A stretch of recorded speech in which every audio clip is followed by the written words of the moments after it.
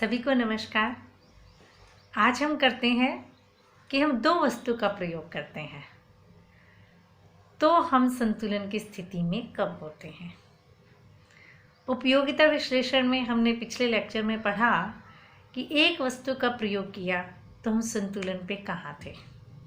आज हम उपयोगिता विश्लेषण से ही देखेंगे कि हम दो वस्तु का प्रयोग करते समय संतुलन की स्थिति में कहाँ पर होंगे। अब देखिए, कल्पना कीजिए जैसे उस दिन की थी, एक वस्तु लेने गए थे ना तब बाज़ार में। अब आप दो वस्तु खरीदने जा रहे हैं, आपकी पसंद की दो वस्तुएं ले आइए, है ना। मान लीजिए कोई भी दो वस्तु, मम्मी ने पैसे दिए, पापा ने पैसे दिए कि बेटा ये खर्च कर लेना, और आपको लग रहा है मैं दो वस्तुएं ये मुझे सबसे अच्छी लगती हैं, मैं इसका प्रयोग करूँगा। अब जब वो आप दो वस्तु लेने चाहते हो तो आप वो दो वस्तुएं कैसे खरीदते हो, कितनी कितनी खरीदते हो कि आपको अधिकतम संतुष्टि प्राप्त हो।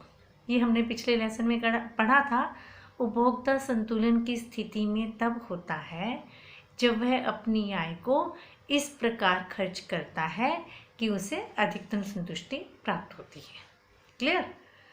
अब दो वस्तुएं कोई भी, क्या लेने गए, क्या क्या लिया, चलो हम मान लेते हैं आपने संतरा और अमरूद लिए, है ना।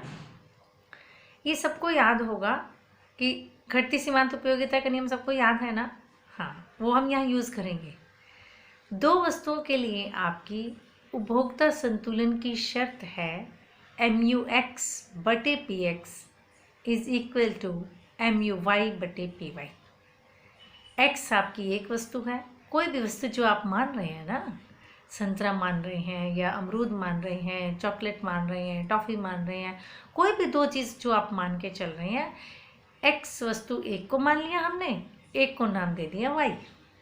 तो संतुलन की शर्त क्या है, MUX/PX is equal to MUY/PY। ठीक है, तो अब हम इस शर्त को तालिका के द्वारा समझते हैं। तालिका बनाए। अब हम तालिका बनाते हैं, शुरू करें। सबसे पहले क्या लिखेंगे हम, क्वांटिटी 1 2 3 4 5 6। अब हम क्या लिखेंगे, एक्स वस्तु की सीमांत उपयोगिता MUX क्या लिखेंगे हम, 8 4 8 6 4 2 0 -2। यहाँ तक आप पहले कर चुके हैं, है ना। जैसे जैसे वस्तु का प्रयोग बढ़ाते चले जाते हैं उससे मिलने वाली सीमांत उपयोगिता गिरती चली जाती है। ये हमने पिछले लेसन में आपको बताया था, पिछले टॉपिक में। अब लीजिए PX कुछ भी हो सकती है ना। प्राइस ऑफ एक्स, आप वस्तु खरीदने गए, दुकान वाला जितने रुपए की चीज़ आपको बताता है वो प्राइस ऑफ एक्स है ना, जिस पर आप वस्तु खरीद रहे हैं। तो PX जब आप वस्तु खरीद रहे हैं उस समय ये माना जाता है कि PX तो स्थिर है ना। जब आपने भैया से पूछा भैया अमरूद कैसे दिए हैं, वो कहेगा 4 रुपये का एक अमरूद, 10 रुपये का एक अमरूद। कुछ भी आपकी वैल्यू उस वस्तु की बताएगा ना। चाहे आप चॉकलेट लेने जाते हैं तो आप कोई भी चीज़ जो लेने जा रहे हैं ना उसका प्राइस ऑफ एक्स उस समय स्थिर है। तो आप कुछ भी ऐसा PX मान लीजिए कि आपका MUX को आपको PX से डिवाइड करना है ताकि आपको डिवाइड करना आसान हो। अब जो ये क्वांटिटी लिखी है ना, इसको आप ये मान लो कि ये वाई वस्तु है।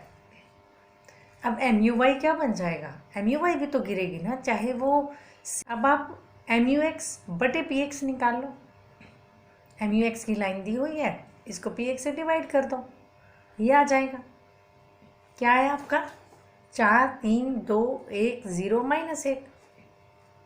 MUY मान लेते हैं 12 के बाद कितना माने, 10 8 6 4 2। ज़रूरी नहीं है ना कि देखो हमने MUX को कहाँ से शुरू किया था, 8 से शुरू किया था। MUY को मैंने 12 से शुरू कर दिया। अब लिखेंगे हम PY। अब लिखिए PY, प्राइस ऑफ Y। ज़रूरी नहीं है ना कि वो प्राइस ऑफ X के बराबर हो। आप दो वस्तुएं लेने जाते हैं, उनके प्राइस अलग अलग हो सकते हैं ना। तो हम ये मान लेते हैं कि प्राइस ऑफ Y जो है वो 4 4 4 है। 4 रुपये की एक चीज़ आती है।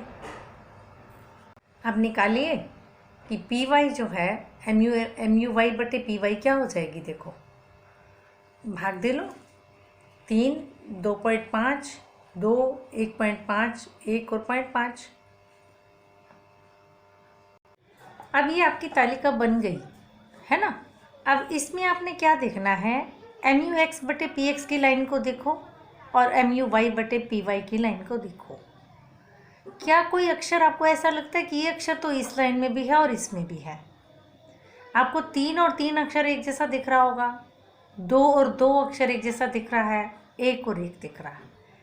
सीध में ज़रूरी नहीं है कि वो बराबर हो, जो अक्षर है वो ज़रूरी नहीं आपका सीध में बराबर हो, ठीक है। अब इसका मतलब संतुलन आपका 3 जगह हो सकता है। जब एम यू एक्स बटे पी एक्स और एम यू वाई बटे पी वाई 3 है तब संतुलन है, 2 है तब संतुलन है, 1 है तब संतुलन है। अब आप कैसे देखेंगे कि मैं लाऊंगा कौन सा कॉम्बिनेशन। क्या ये तीनों कॉम्बिनेशन तो नहीं लाएंगे ना। आप 2 वस्तुएं लेने गए हैं तो आप एक कॉम्बिनेशन कोई भी घर पहुंचेंगे तो माँ मैं इतनी ये चीज़ लेके आया हूँ और इतनी ये चीज़ लेके आया हूँ, है ना। तो ये कॉम्बिनेशन जो आप खरीदते हैं ना बेटा, तो एक खरीदेंगे तो वो किस पे निर्भर होगा, कौन सी वाला खरीदेंगे, आपकी आय पे निर्भर होगा, आपकी जेब में पैसे कितने हैं। तो आप इनमें से जब व्याख्या करनी हो तालिका की तो कोई एक कॉम्बिनेशन मन में सोच लो कि मैं यहाँ संतुलन दिखाऊंगी, उस संतुलन को पकड़ लो आप। जैसे मैंने मान लीजिए ये सोच लिया कि मैं एक एक पे संतुलन दिखाऊंगी, ठीक है। एम यू एक्स बटे P X is equal to M U Y बटे P Y is equal to 1, 1 है, वहाँ संतुलन होगा। तो एक्स की कितनी इकाई खरीदूंगी मैं, 4। वाई की कितनी खरीदूंगी, 5। एक्स पे कितना खर्च करूंगी मैं, 8 रुपये। 2 रुपये की एक आती है तो 8 ही खर्च होगा। और वाई की कितनी खर्च करूंगी मैं, 5 चौके 20, 20 रुपये। यानी उपभोक्ता के पास यदि 28 रुपये है तो उपभोक्ता एक्स की 4 इकाई और वाई की 5 इकाई खरीदेगा। यहाँ पर वह संतुलन की स्थिति में भी होगा, ठीक है। और अगर 18 रुपये हैं आपके पास तो आप एक्स की भी 2 इकाई खरीदेंगे, वाई 3 इकाई खरीदेंगे, वाई की भी 3 इकाई खरीदेंगे, क्योंकि एम यू एक्स बटे P X is equal to M U Y बटे पी वाई बराबर 2 हो गया। और अगर आपके पास 8 रुपये हैं तो आप एक्स की 2 इकाई और वाई की 1 इकाई का प्रयोग करेंगे तो आप संतुलन की स्थिति में होंगे।